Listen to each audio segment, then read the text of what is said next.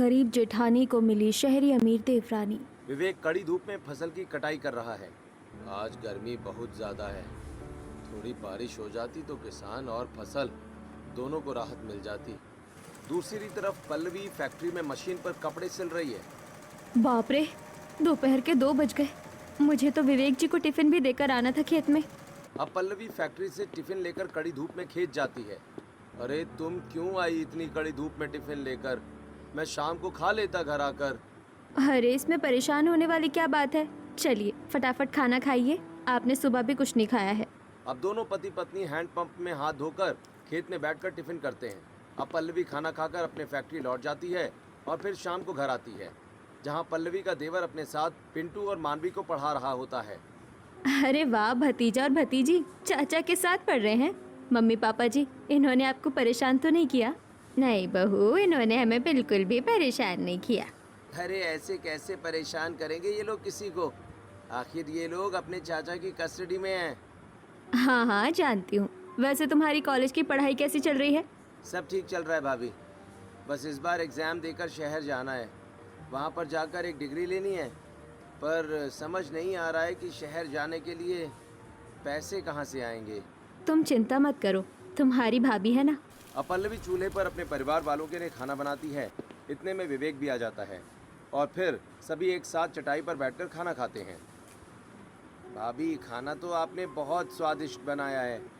सच में बहू, मुझे तो विश्वास नहीं होता, इतना थकने के बाद भी तो इतना स्वादिष्ट खाना कैसे बना लेती है। तेरे अंदर इतनी हिम्मत कहाँ से आती है?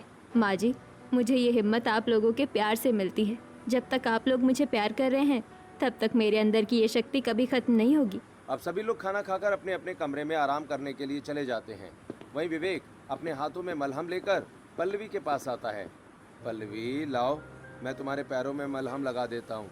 सुबह से शाम तक तुम फैक्ट्री में काम करती रहती हो, फिर रात को आकर खाना बनाती हो और सुबह भी सारा काम करके जाती हो। तुम भी इंसान हो, कोई मशीन नहीं। अरे कोई बात नहीं, मैं ठीक हूँ। कुछ ठीक नहीं है पल्लवी, मेरी मानो तो अब तुम ये नौकरी छोड़ दो। फसल की कटाई से इतने पैसे तो आ ही जाते हैं कि हमारा घर चल जाता है। विवेक जी, मैं सिर्फ घर चलाने के लिए पैसे नहीं कमा रही हूँ। देवर जी को शहर जाना है, उसके लिए तो पैसे चाहिए ही ना। अरे पर उसे शहर जाने की ज़रूरत ही क्या है? नहीं विवेक जी, जो गलती आपने की है वही गलती अब आप अपने छोटे भाई के साथ मत दोहराइए। अच्छी शिक्षा ना प्राप्त होने के कारण आज आप खेत में काम कर रहे हैं। मैं नहीं चाहती कि देवर जी के साथ भी यही हो। आप उन्हें पढ़ने दीजिए और आगे बढ़ने दीजिए। अब शिवम के भैया भाभी कड़ी धूप में उसके लिए मेहनत कर और पैसा जोड़ के उसे शहर बेचते हैं। बेटा शिवम, मेरा तो बिल्कुल मन नहीं कर रहा है कि तू गांव छोड़कर शहर जा। अब पल्लवी अपनी सास से, माँ जी, पिताजी, देवर जी को जितना गांव में रहना था वो रह चुके। आप भी जानती है कि गांव में उपलब्धियां हासिल करना बहुत मुश्किल है। हाँ हाँ भाभी, बिल्कुल ठीक कह रही हैं। और फिर अगर भाभी ने मेरे लिए इतनी मेहनत की है तो मुझे तो कुछ बनकर दिखाना ही होगा अपने भैया भाभी को। अब शिवम अपने से बड़ों का आशीर्वाद लेकर गांव से शहर के लिए रवाना हो जाता है। अब शिवम शहर पहुंचकर 6 महीने के अंदर अंदर मास्टर ऑफ बिजनेस में टॉप करता है और फिर एक बड़ी सी कंपनी में उसकी जॉब पक्की हो जाती है। अब ये खुशखबरी शिवम सबसे पहले अपनी भाभी को देता है। हेलो भाभी, मेरी मल्टीनेशनल कंपनी में जॉब लग गई है, तनख्वाह भी अच्छी मिलेगी। अरे ये तो बहुत खुशी की बात है। भगवान ऐसे ही तुम्हें आगे बढ़ाता रहे। चलो अब मैं ये बात माँ जी और पापा जी को बता देती हूँ। अब पल्लवी ये बात अपने घर में सबको बताती है। सभी लोग बहुत खुश हो जाते हैं। वहीं पल्लवी पड़ोस में मिठाई बांटती है। अब पड़ोस के लोग ये सब देखकर, बहू हो तो पल्लवी जैसी, जो इस घर के एक एक सदस्य को अपने जिगर का टुकड़ा मानती है और अपने देवर को तो वो अपनी पहली संतान मानती है। हाँ, तुम बिल्कुल ठीक कह रही हो। तभी तो इतनी कड़ी गर्मी में पल्लवी दिन रात फैक्ट्री में काम करके अपने देवर को शहर भेजी है। अब धीरे धीरे पल्लवी नौकरी करना छोड़ देती है। साथ ही अपने बच्चों को एक अच्छे स्कूल में पढ़ाने लगती है और फसल की कटाई के पैसे से घर का खाना पीना अच्छे से होने लगता है।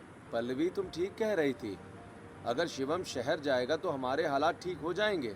देखो सब धीरे धीरे ठीक हो रहा है। जी बिल्कुल, मैं तो चाहती हूँ ऐसे ही मेरे देवर जी तरक्की करे, मेहनत करे। ये सब उनकी मेहनत की वजह से हो रहा है। नहीं बहू, ये अकेले मेरे बेटे की मेहनत नहीं है, उसकी सफलता में सबसे ज्यादा कड़ी मेहनत तेरी है। तूने गर्मी में खून पसीना बहाकर दिन रात पैसे जोड़े हैं, तब जाकर मेरा बेटा शहर पहुंच पाया है और आज वो तरक्की कर रहा है। दूसरी तरफ शिवम के ऑफिस में शिवम का अच्छा काम देखकर कंपनी की ओनर वानी अब शिवम से काफ़ी इम्प्रेस हो जाती है और वो अब शिवम के साथ काफ़ी क्वालिटी टाइम स्पेंड करती है। धीरे धीरे वानी को शिवम बहुत अच्छा लगने लगता है, लेकिन शिवम सिर्फ काम पर फोकस करता है। अब ये चीज़ वानी को अखरने लगती है। शिवम अपने आप को समझता क्या है? मैं उसको इतना सपोर्ट करती हूँ, मैं इस कंपनी की ऑनर हूँ, ऑनर। उसके बाद भी शिवम मुझसे ठीक से बात नहीं करता। कहीं उसकी लाइफ में कोई और तो नहीं? अब एक दिन शिवम ऑफिस के टेरेस पर फ़ोन पर बात कर रहा होता है। अच्छा भाभी, आप चिंता मत कीजिए, हाँ मैं सैलरी आते ही आपको भिजवाता हूँ और आप घबराइए मत। मम्मी की तबीयत थोड़ी सी ख़राब हुई है, वो ठीक हो जाएंगी। अब दूर खड़ी वानी ये सब सुनकर, ओह गॉड, मैं तो फालतू में ही टेंशन ले रही थी कि शिवम की लाइफ में कोई दूसरी लड़की है, लेकिन शिवम तो अपनी फैमिली प्रॉब्लम से ही परेशान है। एक्सक्यूज मी शिवम, तुम यहाँ टेरेस पर अपनी फैमिली से बात कर रहे थे ना? मैंने सुना सब कुछ। वैसे अगर पैसों की ज़्यादा दिक्कत है तो मैं सैलरी टाइम से पहले तुम्हारे अकाउंट में क्रेडिट करवा देती हूँ। अरे नहीं नहीं। अरे शिवम तुम चुप करो, मैं पैसे क्रेडिट करवा रही हूँ, तुम अपनी भाभी को ट्रांसफ़र कर दो। अब इस दिन के बाद वानी शिवम के साथ ज़्यादा समय बिताने लग जाती है और एक दिन कॉफ़ी शॉप में वानी शिवम से कहती है, शिवम क्या अब हम अपनी दोस्ती को प्यार में बदल सकते हैं? मुझे तुम्हारी आदत हो गई है और अब मैं अपनी पूरी लाइफ तुम्हारे साथ स्पेंड करना चाहती हूँ। अब शिवम ये सुनकर दंग हो जाता है। ये क्या बात कर रही हो आप ma'am? Call me Vani please. I can understand Vani, पर तुम्हारी लाइफ मेरी लाइफ से बहुत अलग है। तुम एक अच्छे घर की लड़की हो, ऐशो आराम में पली बड़ी हो, लेकिन मेरे साथ तुम्हें सिर्फ दिक्कत का ही सामना करना पड़ेगा। मैं हर दिक्कत में तुम्हारे साथ रहूंगी, लेकिन शादी तुमसे ही करूंगी। अब वानी की ये जिद देखकर शिवम अपनी फीलिंग भी एक्सप्रेस, ठीक है वानी, बाकी मैं कोशिश करूँगा तुम्हें कभी कोई दिक्कत ना हो। अब शिवम ये बात अपने घर पर बताता है। ठीक है बेटा, तेरी खुशी में ही हमारी खुशी है। दूसरी तरफ वानी के माता पिता, तुम पागल हो गई हो, तुम अपनी कंपनी के एक छोटे से एम्प्लॉय से शादी करना चाहती हो? मम्मी मैं उससे प्यार करती हूँ, आप एक बार उससे मिलिए तो सही, वो बहुत अच्छा लड़का है। पर है तो औकात में हमसे छोटा ही ना। कलावती, आजकल बच्चों की खुशियों में ही माँ बाप की खुशी होती है। अगर हमारी बेटी उसे पसंद करती है तो तुम कर दो उसकी शादी उसी से, वो वहीं खुश रहेगी। अब 3 से 4 हफ्ते के अंदर वानी की शादी पूरी विधि विधान के साथ शिवम से हो जाती है। वही वानी की माँ शिवम को देखकर, हे भगवान, मेरी बेटी को ये मिडिल क्लास लड़का कैसे पसंद आ सकता है? पता नहीं ये उसको खुश रखेगा कि भी नहीं। अब शादी करके वानी अपने ससुराल आती है और बड़ी ही खूबसूरती के साथ कलश गिराकर घर के अंदर प्रवेश करती है। चलो वाणी आराम कर लो, तुम बहुत ज़्यादा थक गई हो। अब वानी एक छोटे से कमरे में आराम करती है। अब अगले दिन वानी सुबह नहा धोकर रसोई के पास आती है और फिर कुछ देर में खाना बनाकर ज़मीन पर चटाई बिछाकर प्लेट में परोसने लगती है और सभी सदस्यों को खाना खिलाना शुरू करती है। छोटी चाची, खाने में से तो बहुत अच्छी खुशबू आ रही है। वैसे क्या बनाया है बहू तूने? खुशबू तो सच में बहुत अच्छी आ रही है। मम्मी जी, मैंने पूरी छोले आलू की सब्जी, चावल पुलाव मिक्स वेज और नारियल की बर्फी बनाई है। अरे वाह भाई वाह, मजा आ जाएगा आज तो। अब सभी लोग खाना खाना शुरू करते हैं। तभी शिवम कहता है, खाना तो अच्छा है लेकिन मेरी भाभी जैसा नहीं है। मेरी भाभी के हाथ का खाना तो इससे भी कहीं ज़्यादा स्वादिष्ट होता है। अब ये सुनकर वानी का मुंह लटक जाता है, लेकिन वो कुछ कहती नहीं। अब इसी तरह कुछ हफ्तों के बाद, अच्छा देवर जी, अब शहर कब जाना है आपको? अरे भाभी, हम लोग कहीं नहीं जा रहे हैं आप सबको छोड़कर। अब मैं यहीं रहकर वर्क फ्रॉम होम करूँगा। अब इसी तरह कुछ हफ्ते के बाद शिवम की सैलरी क्रेडिट होती है और शिवम एटीएम से सारा कैश निकालकर अपनी भाभी के हाथ में दे देता है। भाभी ये लीजिए, मेरी तनख्वाह आ गई है, अब आप अपने हिसाब से इन पैसों से घर चलाइए। अब वानी जब ये सब देखती है तो उससे बड़ा गुस्सा आता है। अब रात में वानी अपने कमरे में, शिवम तुम्हारी सैलरी आई और तुमने सारी सैलरी 1 मिनट में अपनी भाभी के हाथ में दिया और अपने हाथ में कुछ नहीं रखा। मतलब अगर मुझे कुछ चीज़ चाहिए होगा तो फिर मैं किससे मांगूंगी? पैसे मेरे पास हो या भाभी के पास, बात बराबर ही है वानी। तो तुम्हें जो चीज़ मुझसे मांगनी हो वो चीज़ तुम मेरी जगह भाभी से मांग लेना। अब इतना कहकर शिवम सो जाता है। अब इसी तरह एक दिन वानी के दोस्त का बर्थडे आता है और वानी गांव से शहर गिफ्ट कुरियर करने के बारे में सोचती है। शिवम, मेरी फ्रेंड का बर्थडे है और मैं तो गांव में हूँ और वो शहर में, तो मैं सोच रही हूँ कि उसके लिए यहीं से गोल्ड की ज्वेलरी लेकर उसे कुरियर करवा दूँ। हाँ अच्छा है, लेकिन एक बार भाभी से पूछ लो, फिर कुछ करना। अरे ये क्या शिवम, अब मैं अपनी चीज भी उनसे पूछ कर करूँ? नहीं, पर उनसे पूछकर करना ही ठीक है। चलो तुम रहने दो, मैं पूछ लेता हूँ। अब शिवम उठकर अपनी भाभी के पास जाता है और वानी की सारी कही बातें उनसे कहता है। अच्छा, गोल्ड लेना है, ठीक है दे देना, लेकिन बजट में ही लेना क्योंकि अभी पूरा महीना बचा हुआ है। अब दूर खड़ी वानी ये सब सुनकर चिढ़ जाती है। अब शिवम कम बजट में वानी को ज्वेलरी दिलवाता है जिसे वानी कुरियर करवाती है। अब इसी तरह हर बार वानी को कुछ भी करने से पहले अपनी जेठानी से पूछना पड़ता था, जो उसे बिल्कुल पसंद नहीं था। तभी एक दिन वानी चिढ़कर कहती है, शिवम बस बहुत हो गया, मैं अब और इस घर में एक मिनट नहीं रह सकती। अरे पर हुआ क्या है? हुआ ये है कि तुम्हारी लाइफ में मुझे अपनी इम्पोर्टेंस बिल्कुल नजर नहीं आती। तुम सब कुछ अपनी भाभी से पूछ कर करते हो और मुझसे भी यही एक्सपेक्टेशन रखते हो। अरे मेरी कोई सेल्फ रिस्पेक्ट नहीं है क्या?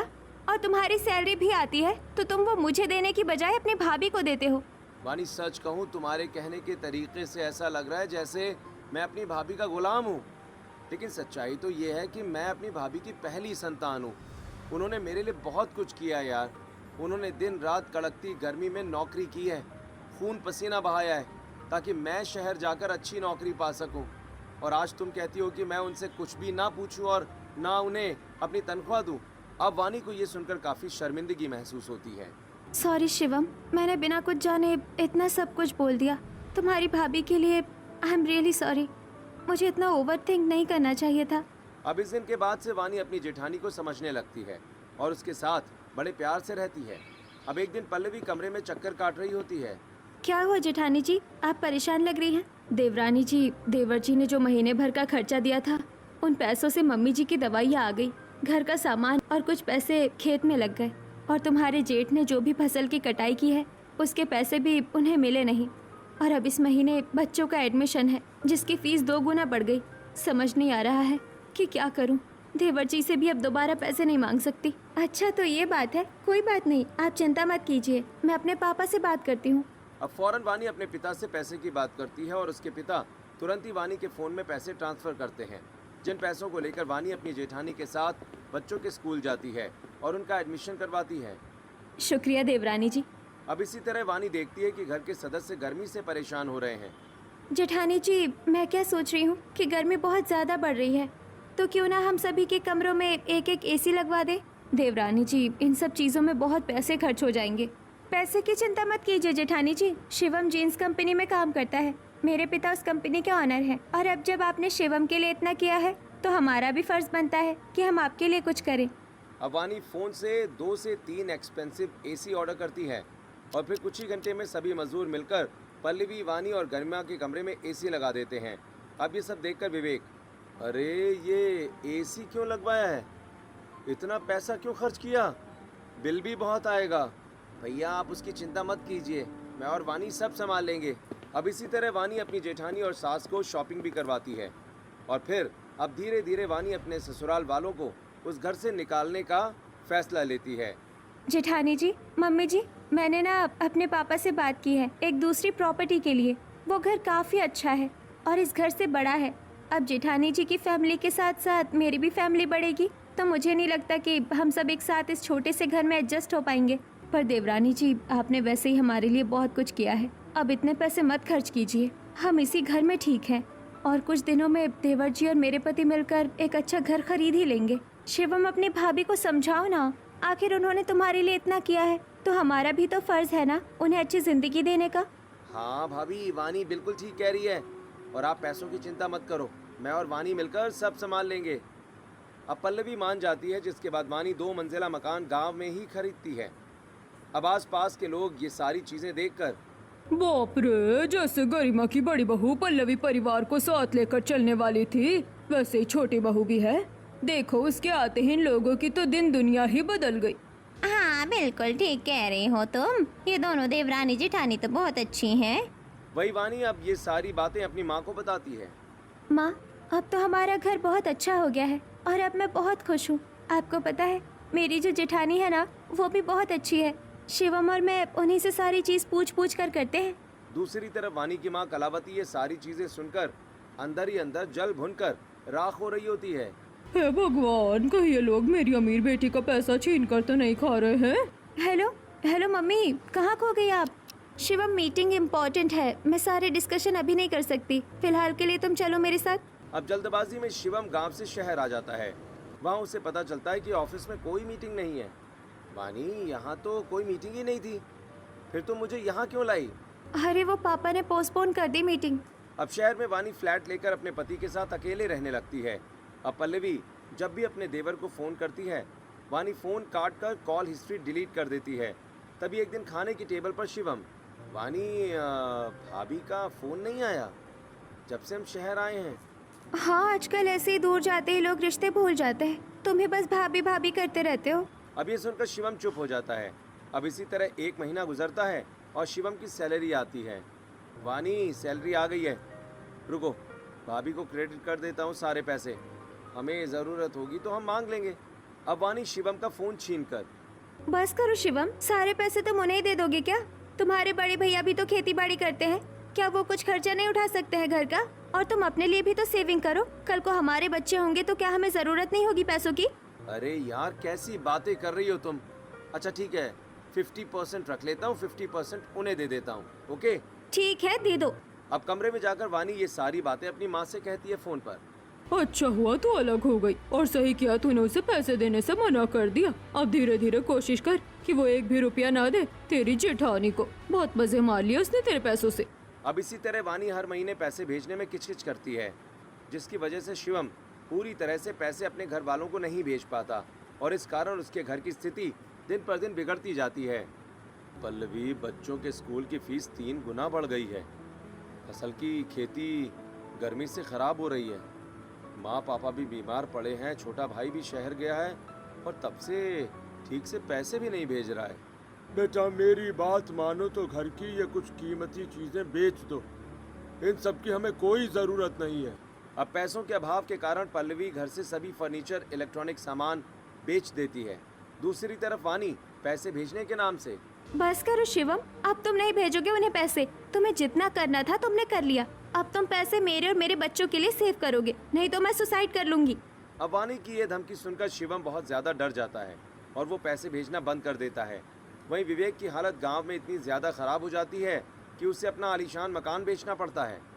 चलो पल्लवी, बड़ा घर बेचकर हमने छोटा मिट्टी का घर ले लिया और बाकी पैसों से हमने खेती करने के लिए दूसरी ज़मीन खरीद ली।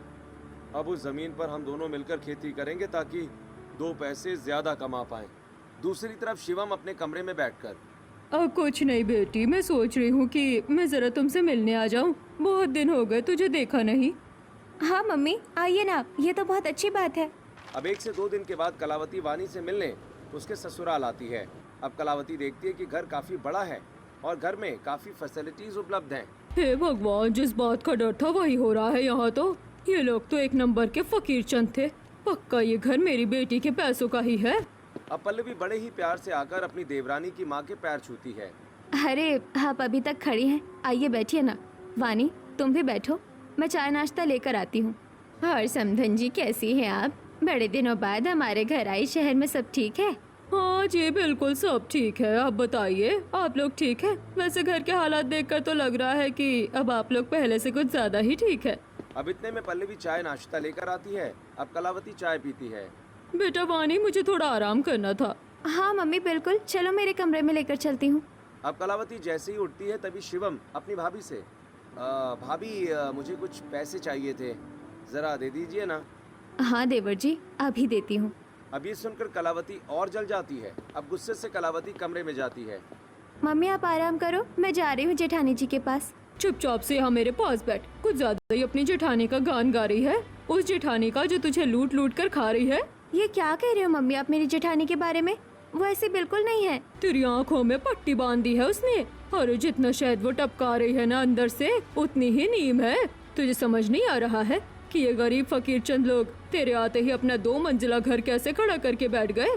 और ये तेरा पति अपनी भाभी से पैसे क्यों मांग रहा था? वो तुझसे भी तो पैसे मांग सकता था ना। वो मम्मी, शिवम तो सारे पैसे जेठानी जी को ही देता है, क्योंकि वो बड़ी है, शुरू से सब कुछ उन्होंने ही संभाला है। क्यों संभाल तो तू भी सकती है ना। अरे किसी की जेठानी इतनी सगी नहीं होती। मेरी बात सुन, आज से अपने पति को बोल कि वो सारे पैसे तेरे हाथ में दे, वरना एक दिन पैसों के साथ साथ ये सारा राजपाट भी तेरी जेठानी के नाम हो जाएगा और तू रह जाएगी ठठन गोपाल। अब कलावती एक के बाद एक घटिया बातें अपनी बेटी के दिमाग में डालती है। माँ, ये सब कुछ तो मैंने पहले कभी सोचा ही नहीं, लेकिन अब मुझे लग रहा है कि आप ठीक कह रही हैं। अगर मैं ऐसे ही अपने पति को उसकी भाभी के पास भेजती रहूंगी और सारी कमाई भी अगर वही रखेंगी तो मेरे हाथ में तो सच में एक दिन कुछ नहीं आएगा। लेकिन बस अब और नहीं, अब देखना मैं कुछ ही दिन में यहाँ से शहर चली जाऊंगी। अब इसी तरह 2 से 3 हफ्ते गुजरते हैं, जिसके बाद अचानक से वानी अपने ससुराल वालों से कहती है, शिवम, हमें ना एक अर्जेंट मीटिंग के लिए शहर निकलना होगा, वो भी आज। पापा का फोन आया था। अरे पर देवरानी जी, आप तो कह रही थी कि सारा काम अब घर से ही हो जाएगा, तो फिर शहर जाने की क्या जरूरत है? हाँ भाभी बिल्कुल ठीक कह रही हैं। और वानी, तुमने इस मीटिंग के बारे में मुझे पहले तो बताया नहीं। अब अचानक से ऐसी कौन सी मीटिंग आ गई है? जेठानी जी की तो जान सूख रही है कि अगर हम चले जाएंगे तो उनका खर्चा पानी कैसे चले। वानी, आज मैं भाभी माँ को वीडियो कॉल करूँगा, उन्हें देखे बहुत दिन हो गए। अब इतना कहते ही शिवम अपनी भाभी को वीडियो कॉल करता है। पल्लवी कॉल उठाती है। वहीं शिवम अपनी भाभी और भैया को मिट्टी के घर में देखकर हैरान हो जाता है। भाभी, ये क्या है? आप इस छोटे से मिट्टी के घर में? भैया, ये सब क्या है? अब विवेक कुछ बोलता उससे पहले ही पल्लवी फ़ोन काट देती है। अरे पल्लवी, तुमने फ़ोन क्यों काट दिया? मुझे उसे चीज़ें बताने तो देती कि हम किस परिस्थिति से गुजर रहे हैं, और ऐसी स्थिति में भी वो हमें 1 रुपया नहीं भेज रहा है। आखिर कर क्या रहा है शहर जाकर? हाँ, आखिर बहू, तुमने उसके ऊपर इतने पैसे खर्च किए हैं, वो इतना बेईमान कैसे हो सकता है? अरे रहने दीजिए, वो शहर में रहता है, शहर में 36 टेंशन होती है, आप उसे कुछ मत बोलिए। अब पल्लवी दोबारा फ़ोन करती है। क्या हुआ था भाभी, आपने फ़ोन क्यों कट कर दिया था? और आपने बताया नहीं कि आप इस छोटे से मिट्टी के घर में क्या कर रही हैं? हमने तो दूसरा नया घर ले लिया था ना। हाँ, वो उस नए घर से खेत आने में बड़ी दिक्कत होती थी, इसलिए हमने अपने खेत के पास ही एक छोटा सा मिट्टी का घर ले लिया है ताकि हमें दिक्कत ना हो। अब दूर से वानी ये सब सुनकर, देखा, मुझे तो पहले से ही पता था कि मेरी जेठानी अंदर ही अंदर पैसे जोड़ रही है, तभी तो दूसरा मकान भी ले लिया। सही कह रही थी मेरी माँ कि ये चालाक है। अब इसी तरह कुछ हफ्ते और गुजरते हैं। धीरे धीरे पल्लवी के खाने पीने में भी लाले पड़ने लगते हैं। वहीं अब वानी अपनी मर्जी से शॉपिंग करती है, अपने दोस्तों के साथ पार्टी करती है और अब सारे फैसले भी खुद ही लेती है। तभी एक दिन शिवम गांव जाने का प्लान बनाता है, जिसे सुनते ही वानी कहती है, कोई जरूरत नहीं है कहीं जाने की, क्योंकि अभी बिजनेस में पापा को थोड़ी हेल्प की जरूरत है। अभी मैं तुम्हें कहीं नहीं जाने दे सकती। अब शिवम ये सुनकर चुप हो जाता है। दूसरी तरफ अब पल्लवी भी अपने पति के साथ खेत में जाकर फसल की कटाई करती है। पल्लवी, पता नहीं किसकी नज़र लग गई हमारी खुशियों में। सब कुछ ठीक होने के बाद भी हम फिर से वहीं आ गए जहां से हमने सब शुरू किया था। कोई बात नहीं विवेक जी, सब ठीक हो जाएगा। अब धीरे धीरे गरिमा के साथ साथ दीपेश की भी सेहत उम्र के साथ साथ बिगड़ने लगी थी। इलाज करने के लिए घर में कुछ ज़्यादा पैसे भी नहीं होते। तभी विवेक परेशान होकर अपने छोटे भाई को फ़ोन करता है, लेकिन फ़ोन वानी देख लेती है और जानबूझकर कॉल कट कर देती है। ये मेरे पति को क्यों फोन कर रहे हैं?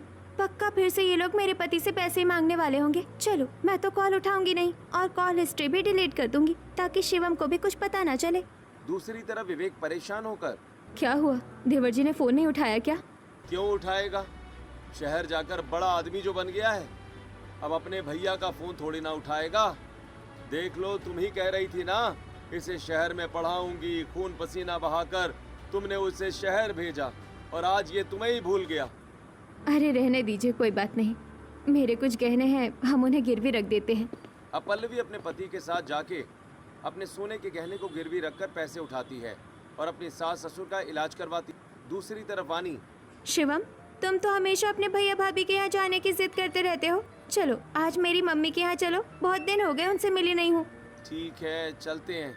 अब शिवम वानी के साथ उसके घर पर आता है, जहाँ वो काफ़ी चुप चुप रहता है।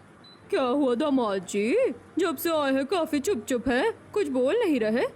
तभी ताने मारते हुए वानी कहती है, हाँ मम्मी, आजकल ये चुप चुप ही रहते हैं। इनका मैंने गांव में आना जाना तो बंद करवा दिया और अब भाभी से भी बात नहीं हो पाती है ठीक तरीके से इनकी, वरना जब तक भाभी भाभी करते थे तब तक तो इनका मन हमेशा ठीक ही रहता था। अब ये सुनकर शिवम को बहुत गुस्सा आता है। वानी, ये सब क्या बोले जा रही हो तुम? बोलने से पहले कम से कम सोच तो लिया करो। तुम जिस तरीके से मुझे प्रेजेंट कर रही हो अपनी मम्मी के सामने, ऐसा लग रहा है कि जैसे भाभी के साथ मेरा कोई चक्कर है। अच्छा अच्छा बेटा, शांत हो जाओ। अगर तुम्हारा मन ठीक नहीं लग रहा है तो जाओ, तुम आराम कर लो। अब गुस्से से शिवम वहाँ से चला जाता है। देखा मम्मी, कैसे पागलों की तरह मुझ पर चिल्लाने लगे। कोई बात नहीं, चिल्लाने दे, अपने आप शांत हो जाएगा और फिर तेरे साथ ही खुशी से रहने लगेगा। ठीक है मम्मी, अब मैं आराम करने जा रही हूँ, मुझे थोड़ी थकावट हो रही है।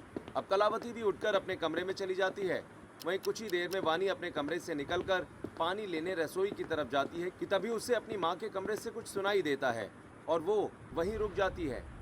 कलावती, तुम्हें ऐसा नहीं लग रहा था कि हमारा दामाद कुछ उदास उदास सा है? हाँ हाँ, 2 दिन की उदासी है, फिर अपने आप लाइन पर आ जाएगा। तुम कहना क्या चाहती हो?